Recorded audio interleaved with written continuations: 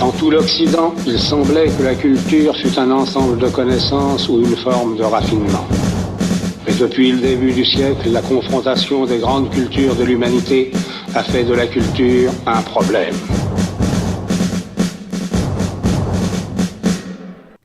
Bonjour chers auditeurs. Alors je suis ravie aujourd'hui de céder ma chronique à deux étudiantes qui ont travaillé sur le thème de la société, de l'entreprise, du 21e siècle. Bienvenue mesdemoiselles et je vous laisse la parole. Merci Alice de nous avoir laissé ta chronique. Bonsoir à tous. Donc, je suis Élodie Lermy en Master 2 Management des entreprises et je suis avec ma camarade Mathilde Gerbal. Bonsoir. En Master 1 Droit de l'entreprise. Et ce soir, nous allons vous parler de l'entreprise et de son rôle dans la société. Jeudi dernier, nous avons participé à un événement intitulé « Quelle entreprise pour le 21e siècle ?», organisé par le Cercle des économistes. Et nous avons toutes les deux fait des propositions pour exprimer en fait notre vision de l'entreprise. Et les débats, les échanges qu'on a eus avec le public et les agitateurs d'idées ont été très instructifs.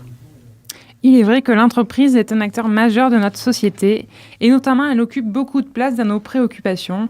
Élodie, toi tu termines ton Master 2 cette année et tu te diriges vers le marché du travail. Est-ce que tu sais un peu dans quel genre d'entreprise tu veux travailler ? Oui, c'est un peu la fin d'une époque, la fin des études, mais c'est le début aussi de nouvelles aventures. Alors pour moi, l'entreprise idéale, c'est une entreprise qui me fait confiance, qui me laisse m'organiser, qui me laisse proposer, qui me laisse finalement innover. En fait, c'est une entreprise libérée où la bureaucratie, la planification et le contrôle n'ont finalement pas leur place. Au-delà du rôle en fait économique de l'entreprise, j'estime qu'elle doit avoir un rôle sociétal. Elle doit permettre à ses salariés de se sentir bien, de se sentir valorisés et écoutés. Et du coup, pour toi, Mathilde, finalement, qu'est-ce que tu en penses ? C'est quoi l'entreprise idéale ? Eh bien, pour moi, l'entreprise idéale, c'est une entreprise éthique qui se préoccupe de tout ce qui l'entoure, et ce peut être ses salariés, ses collaborateurs, mais aussi, plus largement, tout ce qui touche à l'environnement, aux droits de l'homme ou même à la lutte contre la corruption. En somme, c'est une entreprise qui est responsable et qui est également responsabilisée afin qu'en tant qu'acteur économique majeur, elle puisse influencer positivement tout ce qui l'entoure. Il faut toujours garder à l'esprit que l'éthique, c'est une problématique d'actualité, mais c'est également un véritable argument commercial qui a du poids et qui peut amener un monde bien plus équitable. Oui, en effet, Mathilde, je pense que tu as raison, les entreprises se doivent d'être exemplaires. Mais je pense aussi qu'à ce niveau, on a des tonnes de progrès à faire, que ce soit au niveau social ou environnemental. Bien sûr, et l'entreprise aujourd'hui, elle se situe dans un contexte qui est complexe et en mutation. Elle doit faire face à une féroce concurrence, à des clients intransigeants, à des marchés qui se révèlent être instables, à des évolutions techniques, méthodologiques et à des lois toujours plus changeantes et astreignantes. Alors l'entreprise, elle est condamnée à aller au-delà du rôle qu'elle pouvait avoir il y a quelques années. Elle est, dit-on, condamnée à la prouesse pour survivre. Elle est mise à rude épreuve et doit relever des défis permanents. Elle doit rechercher sans cesse l'amélioration, présenter des qualités telles la réactivité, le rendement toujours meilleur ou encore l'innovation, et ceci en alliant la qualité et le prix.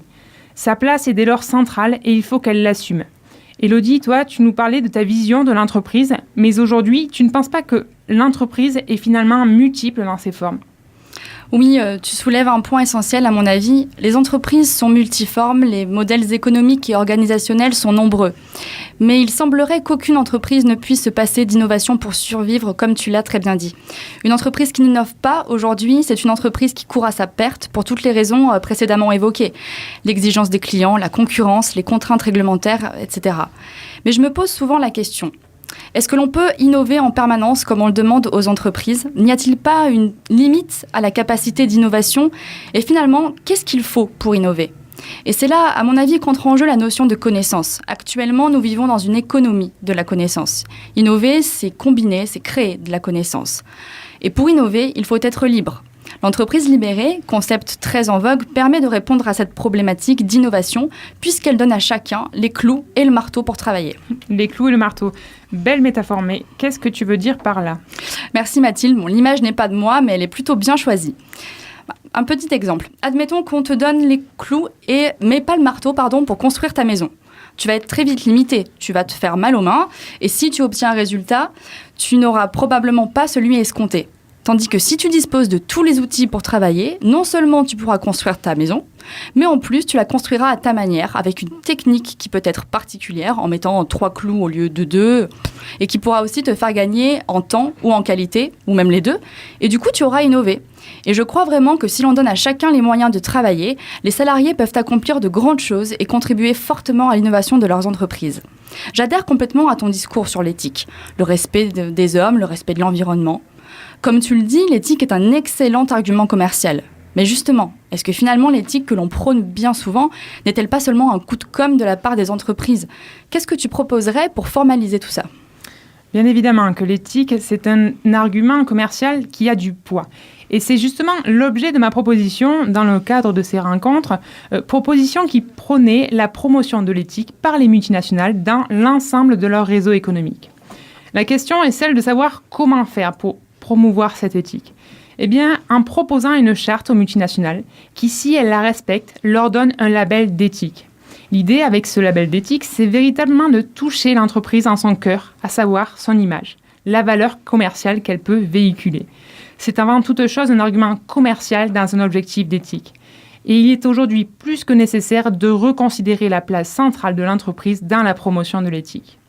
Oui, donc en fait, si je comprends bien, tu cherches à réglementer l'éthique qui pourtant devrait être une démarche volontaire et spontanée des entreprises.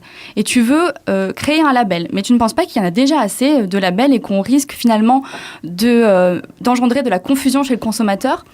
Laissons les entreprises et les salariés décider de ce qui est bon pour eux. C'est vrai, belle proposition qu'une entreprise libérée au monde des bisounours. Je sais qu'il faut avoir de belles idées, Elodie, mais avoir de bonnes idées, ce n'est pas mal non plus. Toi, tu es vraiment convaincue que l'entreprise libérée, délivrée, c'est un concept qui peut marcher ? Mais bien sûr, on est au 21e siècle, libéré, délivré, je travaillerai comme je le voudrais. Donc on a tout intérêt, et les managers, je pense certains l'ont bien compris, on a tout intérêt à faire confiance aux salariés, et ça fonctionne dans bien des cas, comme L'Oréal, Michelin ou Chronoflex. Toujours pas convaincu ? Je crois, Elodie, que nos propositions ont un point commun, un point de rencontre qu'il faut largement considérer.